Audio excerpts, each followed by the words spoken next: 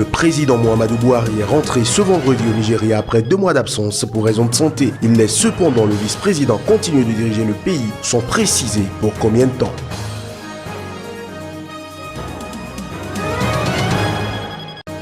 À Madagascar, le passage cette semaine du cyclone tropical Enao a fait 38 morts, 180 blessés, plus de 53 000 déplacés. C'est ce qu'indique un nouveau bilan publié par les autorités.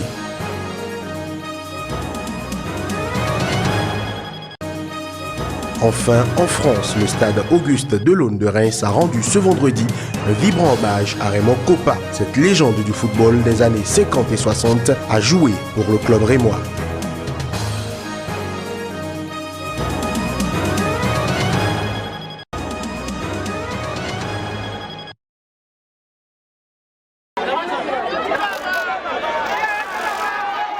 Ouf de soulagement dans le rang des Nigérians. Le président Muhammadu Buhari est enfin rentré vendredi dans son pays. Son absence aura duré plus de 2 mois alors qu'il était en repos médical en Grande-Bretagne. Ce vide a suscité des inquiétudes sur son état de santé. La nature du traitement suivi ces 2 derniers mois n'a pas été révélée. Le président nigérien a annoncé à son arrivée qu'il laissait les rênes du pouvoir à son vice-président pour continuer à se reposer. Je remercie tous les Nigérians, musulmans et chrétiens, qui ont prié et qui continuent de prier pour ma santé. Ceci est la preuve que malgré les épreuves traversées, les Nigérians soutiennent le gouvernement dans ses efforts pour s'attaquer aux défis de notre pays. Je me sens beaucoup mieux maintenant. Tout ce dont je vais avoir besoin, c'est d'un suivi médical dans les prochaines semaines. Au lieu d'envoyer une délégation à Abuja pour m'accueillir, j'appelle tous les Nigérians à continuer de prier pour l'unité de notre pays, le progrès et la prospérité. Yemi Osinbajo a dirigé le Nigeria pendant son absence, selon les termes de la Constitution. Depuis janvier, il a notamment signé un accord de négociation avec les groupes rebelles de la région pétrolière du delta du Niger et mis en place un nouveau plan économique pour tenter de sortir le Nigeria de la crise économique. D'après le conseiller en communication, le président enverra lundi une lettre au Parlement pour officialiser son retour à la tête du pays et le rendre constitutionnel, alors que le président lui-même avait annoncé plus tôt devoir encore se reposer sans donner d'indication sur la durée de ce repos. Avant son retour, les Nigériens retenaient leur souffle tandis que circulaient les pires rumeurs sur le sort de leur président, supposé être gravement malade, voire décédé. La santé du président est une question sensible au Nigeria depuis la mort en 2010 du président Umaru Musa Yar'Adua d'une maladie longtemps cachée au grand public.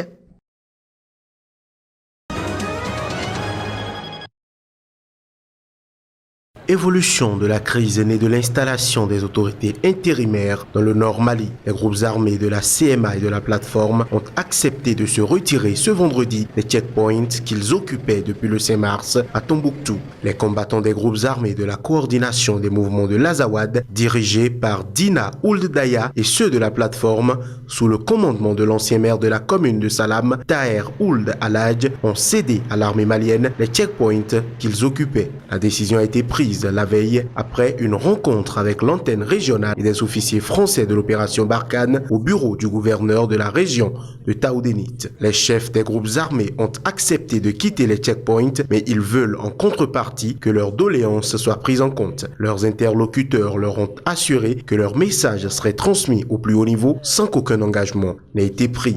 La situation à Tombouctou est donc encore loin d'être résolue malgré le retrait des combattants contestataires des entrées nord de Tombouctou. Et rouvrir un nouveau processus de désignation du président du conseil régional risquerait de donner du grain à moudre au cercle très fermé des contestataires. Le 1er et le 10 novembre prochain. Après la réunion des experts militaires du G5 Sahel tenue les 5 et 6 février dernier, les chefs d'état-major de ces pays se sont retrouvés à Bamako dans le cadre d'une réunion extraordinaire du comité de défense et de sécurité du G5 Sahel. À l'ordre du jour, la mise en place de la force conjointe du G5 Sahel. Nous étions réunis dans le cadre du Conseil de défense et sécurité des pays du G5 Sahel, constitué du Burkina Faso, du Mali, de la Mauritanie, du Niger et du Tchad. dans le cadre de nos travaux réguliers pour voir comment est-ce qu'il faut conjuguer les efforts essentiellement dans le cadre de la lutte contre le terrorisme. Cette réunion qui se tient après les attaques terroristes dans les frontières de certains pays du G5 Sahel, les chefs d'état-major sont convenus d'accentuer leurs efforts de lutte contre ce phénomène. Nous nous sommes très bien entendus sur les dispositifs que nous pourrons mettre en place et des différentes dynamiques que nous pourrons enclencher. Et ce que nous pourrons aussi dire, c'est rassurer les populations. Tout cela augure de bonnes perspectives dans la situation sécuritaire dans les pays du G5 Sahel. Après examen du projet de concept stratégique de la force conjointe du G5 Sahel, les chefs d'état-major généraux des armées ont validé le document des experts dans la perspective de l'obtention de l'autorisation de déploiement et du mandat du Conseil de sécurité des Nations Unies. Les chefs d'état-major généraux des armées du G5 Sahel sont également convenus de mettre en place le comité de direction du Collège de défense du G5 Sahel à Nouakchott en Mauritanie au plus tard le 5 avril prochain.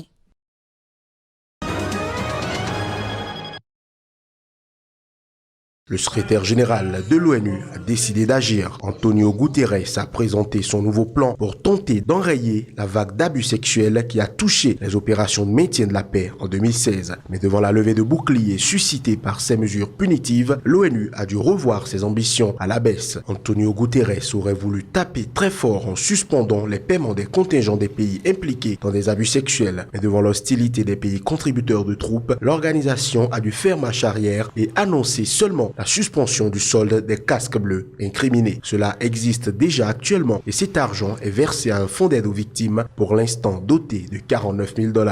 L'ONU espère pouvoir étendre cette mesure au contingent entier dans le cas où les poursuites judiciaires tarderaient à se mettre en place. Mais ce plan qui se voulait ambitieux s'est donc réduit à peau de chagrin. Il avait en fait un double objectif, montrer la détermination de l'ONU à combattre un fléau qui a fait 145 victimes en 2016, mais surtout montrer aux Américains qui veulent réduire les budgets alloués aux opérations de maintien de la paix que le secrétariat est mobilisé. Antonio Guterres a par ailleurs annoncé la nomination d'un expert pour défendre les droits des victimes, la création d'une équipe d'enquêteurs pour mieux examiner les allégations et l'interdiction de consommer de l'alcool en mission.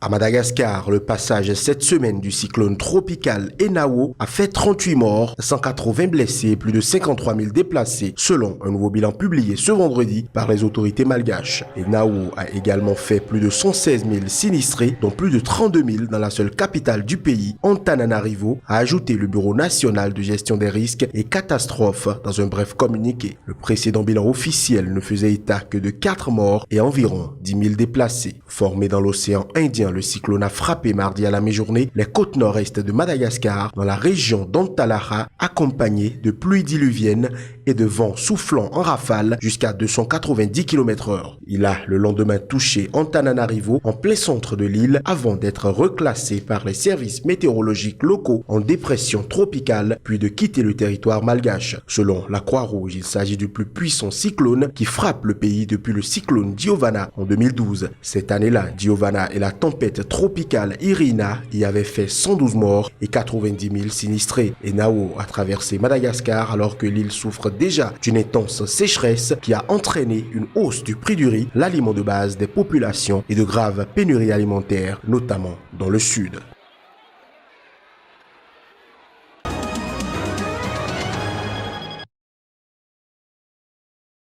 Être une entreprise privée n'affranchit pas d'avoir une conscience éthique, a lancé vendredi Emmanuel Macron au géant franco-suisse du ciment Lafarge-Holcim, qui est prêt à vendre son ciment pour le mur anti-clandestin promis par Donald Trump à la frontière entre les États-Unis et le Mexique.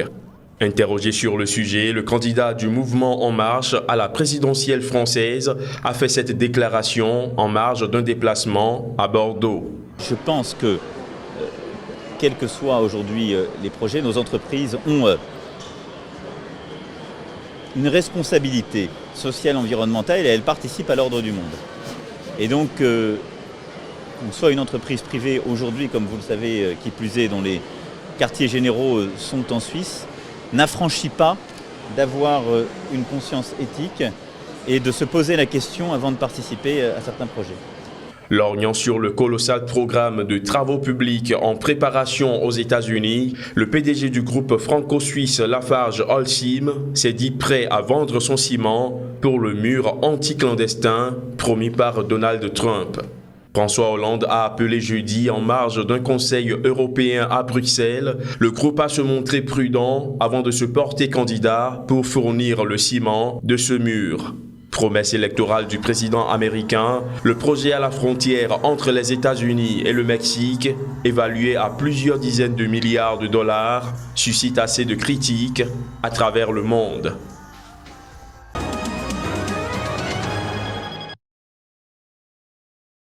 Après des mois de recherches effectuées par une organisation de parents dont les enfants ont disparu dans l'état de Veracruz, les autorités mexicaines ont trouvé plus de 240 corps dans des fosses communes.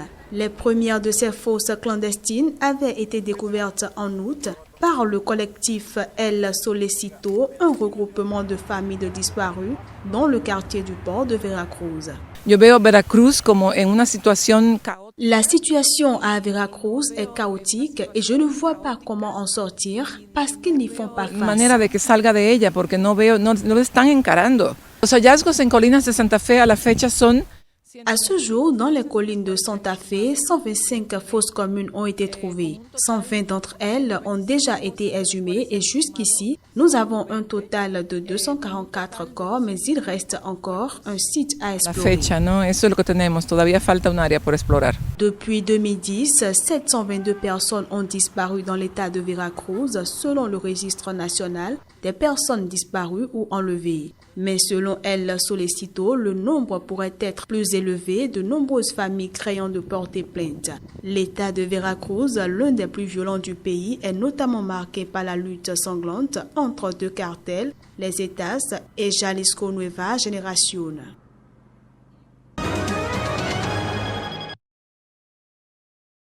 En France, le stade Auguste Delaune de Reims a rendu ce vendredi un vibrant hommage à Raymond Kopa, légende du football des années 1950 et 1960 et ancien joueur du club rémois. Une semaine jour pour jour après son décès à l'âge de 85 ans, un immense tifo s'est déployé dans les travées du stade pour accueillir les équipes du stade de Reims et de l'AC Ajaccio avant le coup d'envoi du match de cette 29e journée de Ligue 2. Les 4 lettres du nom de l'emblématique joueur, son portrait géant brandi par les ultras du club rémois et une banderole Napoléon au Panthéon ont émaillé les tribunes où se sont rassemblées environ 15 000 personnes. 2 minutes d'applaudissements ont ensuite retenti avec ferveur de la 7e à la 9e minute de jeu en hommage au premier ballon d'or français, numéro 7 au Real Madrid et numéro 9 au Stade de Reims. Décédé le 3 mars et enterré mercredi à Angers, Raymond Kopa, triple vainqueur de la Coupe d'Europe avec le Real Madrid, avait aussi participé aux belles années du club rémois où il avait joué de 1951 à 1956, puis de 1959 à 1967. Nommé président d'honneur des Rouges et Blancs, il retournait souvent dans la Cité des Sacres pour assister aux matchs du club qui évolue désormais en Ligue 2. Par ailleurs, le centre d'entraînement du Stade de Reims sera prochainement rebaptisé Raymond Kopa et la ville de Reims a émis le souhait d'ériger une statue monumentale pour honorer l'ancien joueur.